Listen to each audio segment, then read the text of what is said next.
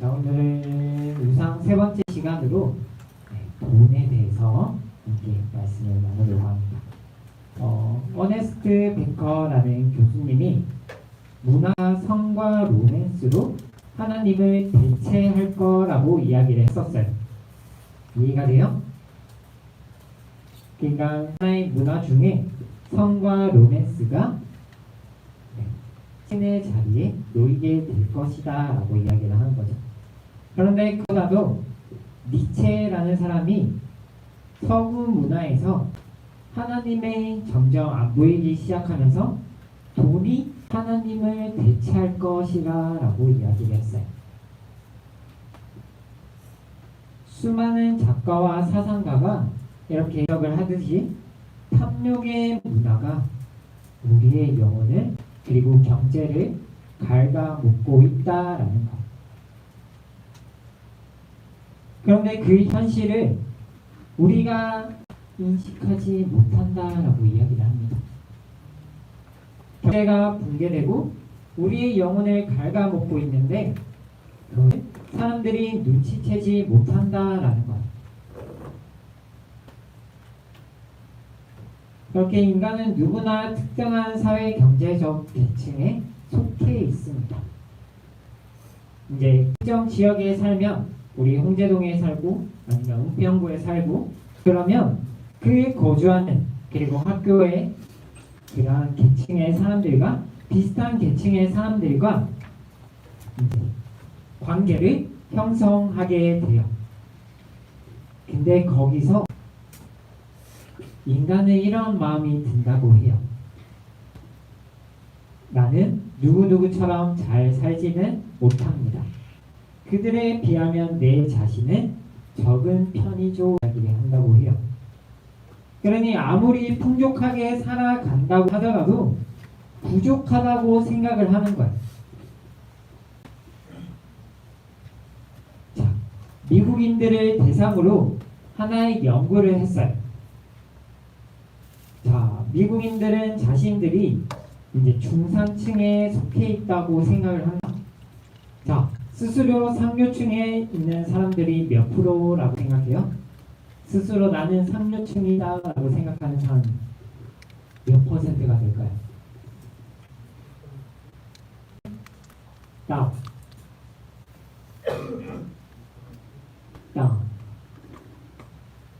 2%. 그런데 다른 사람들이 미국 사람들을 보면 물질적으로 아주 풍요롭게 살아갑니다. 근데 대다수의 사람들이 그 정도가 필수인 것으로 생각을 한다라는 거예요.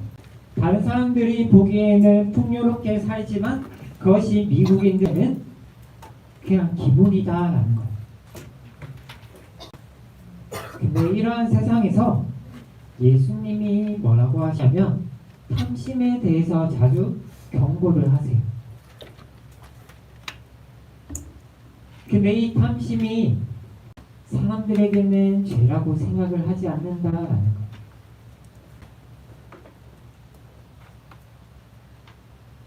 그것이 문제가 아니다라고 생각을 한다라는 것. 요번 19장에 보면 삭개오에 대해서 이렇게 소개를 합니다. 1절 2절 예수께서 여리고로 들어가 지나가시더라. 삭개오라 이름하는 자가 있으니 세리장이요 또한 부자라. 당시 삭개오는 당시 미움을 받던 세리 중에 한 사람이었어요. 자, 당시 이스라엘이 어떤 문화예요? 로마의 식민지로 있던 나라였죠. 그래서 로마가 이때 어떠한 것을 했냐면 모든 식민지들을 향해서 세금을 부과합니다. 그래서 그 식민지의 부와 자본을 자기의 나라로 가지고 오는 거죠. 그럼 식민지였던 나라는 어떻게 돼요? 점점 가난해지죠. 계속해서 빈곤해집니다. 그럼 이스라엘에 잘 산 사람은 로마 신분인 사람이거나 세리들 뿐이었죠.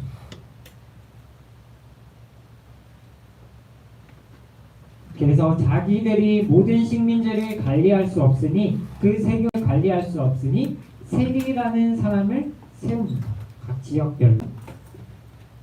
그래서 세리가 어떠한 일을 하는 사람인 줄 알았던 이스라엘 백성들이 세리들을 공평하기 시작해요. 그래서 그 사람들이 뭐라고 불러요? 죄인이라고 부르요.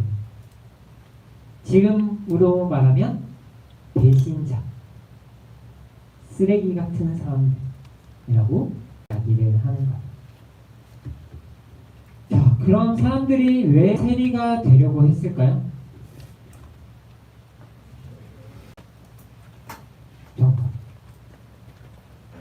돈을 많이 버니까.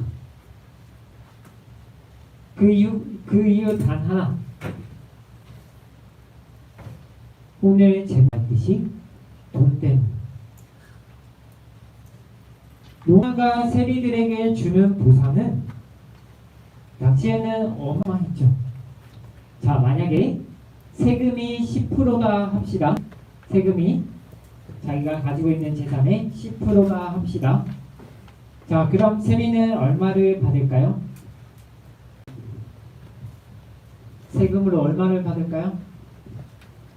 20% 받아도 되고 30% 받아도 되고 50% 받아도 돼요. 그럼 그 받은 것 중에 10%를 로마에 떼주고 나머지는 자기 거가 되는 거예요. 자, 100만 원이 있다 칩시다. 세금으로 10만 원을 줘야 돼요. 근데 세리가 30만 원이라고 부른 거예요. 그럼 10만 원을 로마에 떼주고 20만 원은 내 거가 되는 거예요. 자, 20만 원씩 모아봅시다. 자, 이렇게만 모아도 100만 원이 되는 거예요. 그러니까 당시에 이스라엘 백성들이 세리를 미워했던 거예요.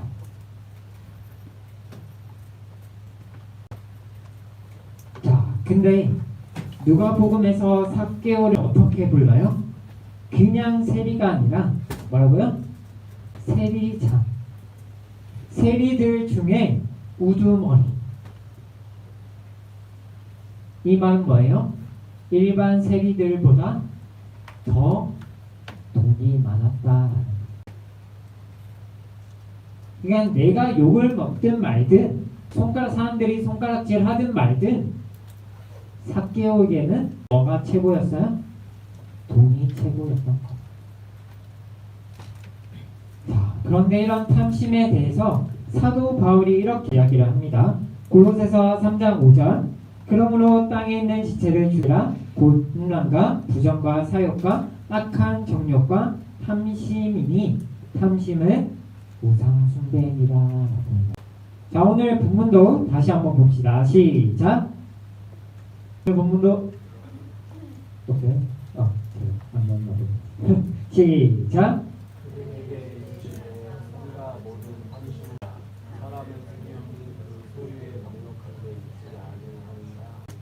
자, 오늘 본문이 속해 있는 누가복음 11장과 12장을 들어서 예수님이 뭐라고 하냐면 재물 때문에 염려하지 말라라고 이야기를 하세요. 이 탐심, 예수님께서 말씀하신 탐심에는 돈을 사랑하는 마음뿐만 아니라 돈에 대한 과도한 집착, 염려, 이것까지 포함해서 말씀하신 거예요.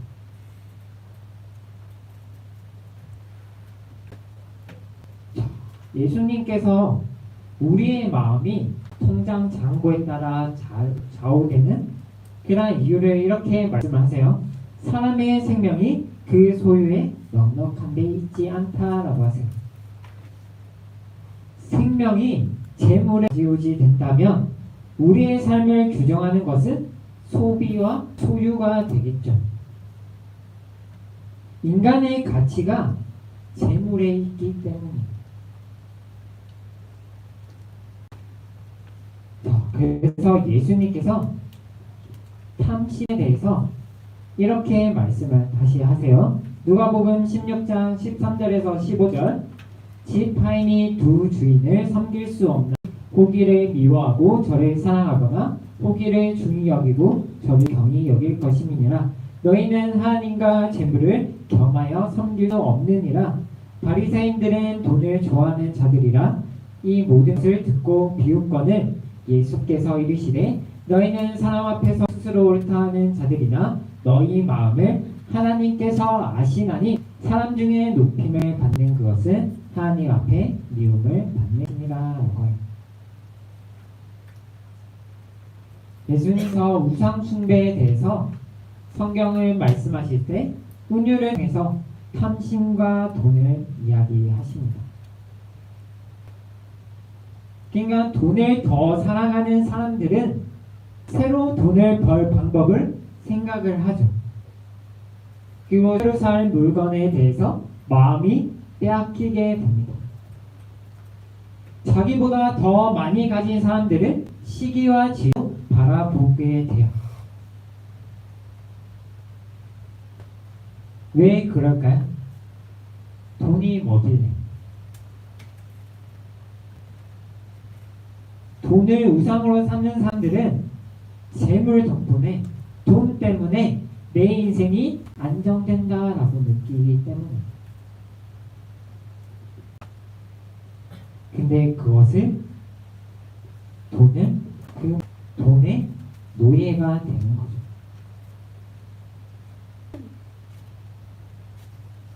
자, 그래서 오늘 본문에서 뭐라고 해요? 모든 탐심을 물리치라라고 이야기를 합니다. 왜? 돈과 탐심을 하나님과 그런 탐의 마음을 구분하기 어렵기 때문에. 세상의 탐욕과 물질주의가 우리들에게 존재함에도 불구하고 우리는 탐욕의 사람이라고 생각을 하지 않는다라는 것. 다른 말로 하면 자신이 탐욕의 사람임을 인정하지 않는다.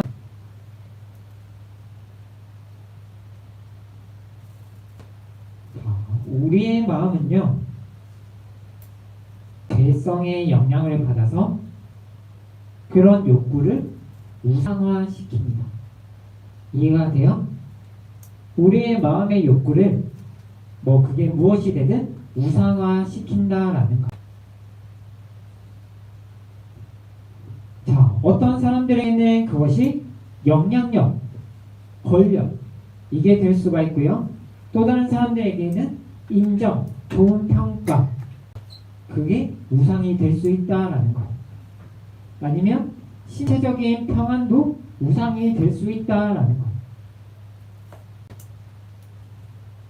자, 권력이 우상인 사람은 그런 힘만 있으면 인기를 포기해도 괜찮은 거죠.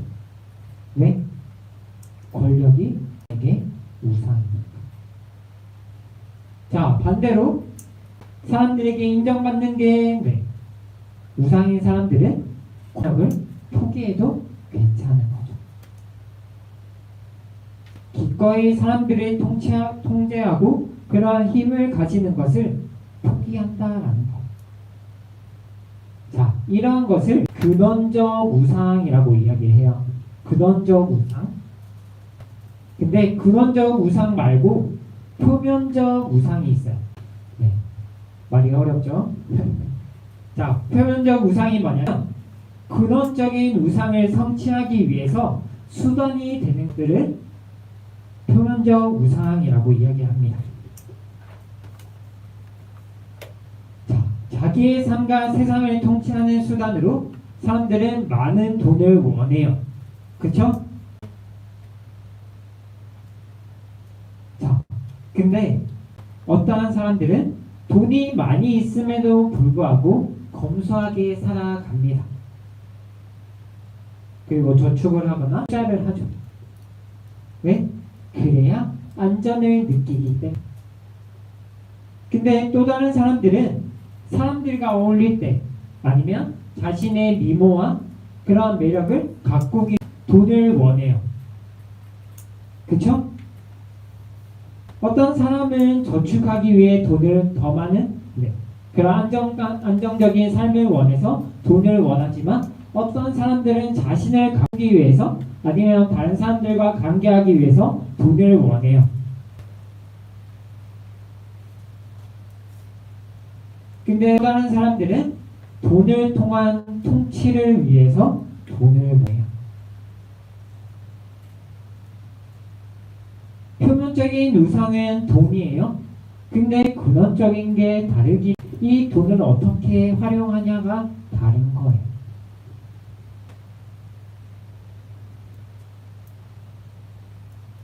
바울은요, 고린도서 8장 9장에서 가난한 사람 구제 헌금을 이렇게 이야기를 합니다. 그러면서 내가 명령하는 말이 아니다라고 표현을 해요. 자신이 시켜서 내가 하는 명령 때문에 그 헌금을 하지 않았으면 좋겠다라는 말이에요. 그냥 내가 사도니까 당신들은 시키는 대로 하세요. 이게 아니다라는 거예요. 오히려 너희의 사랑에 진실함을 보고 싶다라는 말을 남깁니다. 우리 고린도서 8장 9절을 세번역 성경으로 한번 봅시다. 여러분은 우리 주 예수 그리스도에 알고 있습니다. 그리스도께서는 부요하나 여러분들 위해서 가난하게 되셨습니다. 그것은 그의 가난으로 여러분을 부요하게 하시려는 것입니다. 자, 예수님은 무한한 부를 소유한 분이세요. 모든 것을 가지신 분이에요. 근데 그 부를 포기하지 않으셨다면 우리는 가난하게, 영적으로 가난하게 죽었을 것이라고 말합니다. 근데 예수님께서 가난하게 죽으셨기 때문에 영적으로 부유하게 된다라는 말이에요.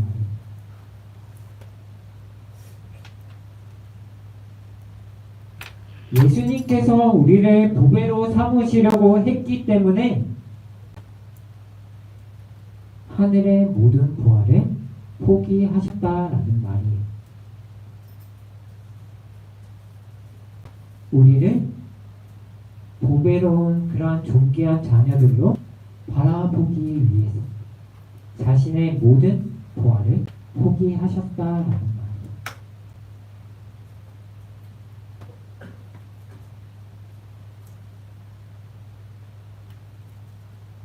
우리가 돈에서 그런 의미를 찾기 위해서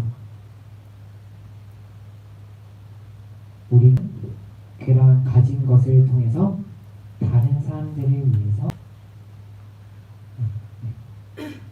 예수님 말이 뭐냐면 돈에서 의미와 안전을 찾던 것들을 우리가 내려놓고 우리가 가진 것으로 다른 사람들을 위해서 사야 합니다.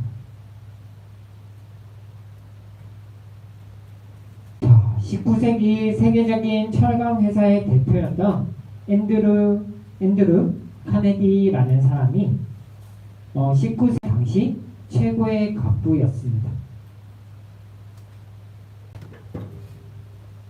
근데 성공한 지 얼마 안 돼서 이 사람이 뭐라고 하냐면 나에게 쓰는 글이라는 비방록을 33살에 남겨요. 자, 그 말을 한번 봅시다. 인간에게는 우상이 있을 수밖에 부의 축적은 우상 숭배 중에서도 최악의 속다. 돈을 숭배하는 것보다 사람의 격을 더 떨어뜨리는 우상은 없다. 그러므로 가장 고상한 길러줄 삶을 신중히 선택하려면 나는 매사에 혼신의 노력을 기울여야 한다. 지나치게 긴 세월을 사업 걱정에 매달려 최단 시간에 돈을 더 벌 생각밖에 모른다면 영영 회복될 가망조차 없이 저급해질 수밖에 없다. 그래서 나는 35세 사업에서 손을 뜰 것이며 앞으로 2년 동안도 오후 시간에 꼭 공부하고 회적으로 책을 읽으며 보내고 싶다. 33살의 최고의 갑부가 된 사람이 뭐라고 해요? 돈의 욕망을 내려놓고 35세 그 사업을 나는 손을 떼겠다라고 이야기합니다. 성찰에 가는 거죠. 자신의 그 내면을 계속해서 생각하고 생각한다라고. 여러분들은 돈에 대해서 어떻게 생각을 해요?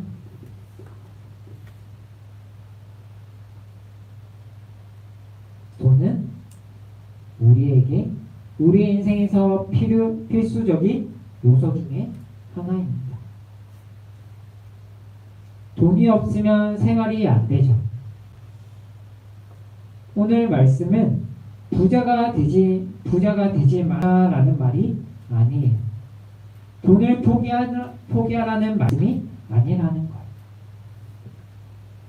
근데 예수님께서 돈을 어떻게 대하셨는지 한번 생각을 해봤으면 좋겠습니다. 예수님은 우리를 위해서 하늘 영광을 포기하셨습니다. 하나님 우편에서 호화롭게 살아갈 수 있죠. 우리가 뭐라고? 그런데 그것을 포기하고 인간의 모습으로 이 땅에 오셨습니다. 왜 그렇게 하셨다고요?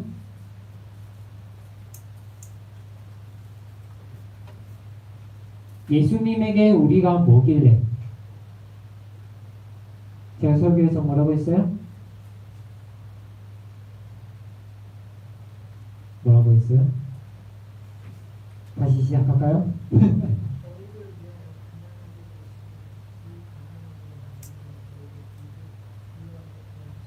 그거를 두 글자로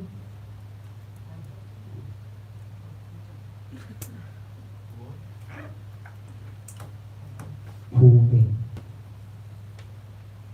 예수님에게 우리가 보배이기 때문에 예수님에게는 여러분들이 돈보다 더 귀한 존재이기 하늘 부자를 포기하고 이 땅에 오셨다.